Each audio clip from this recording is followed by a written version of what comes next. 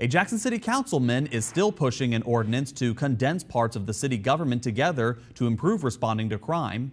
Councilman Kenneth Stokes wants to shift parts of the Planning and Development Department into the Jackson Police Department.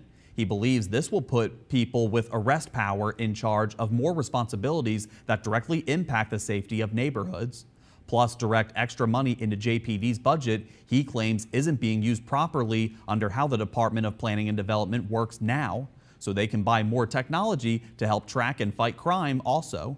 Stokes shared what divisions he wants changed. Number one, going to be community improvement.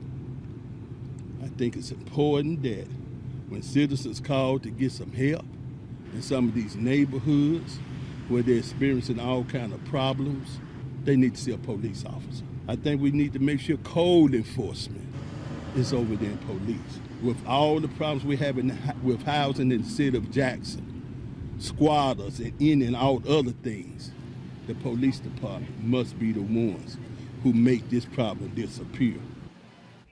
Councilman Stokes is unsure how much money would be freed up in this shift, and he has not spoken directly to Chief Rashal Brackney about this either.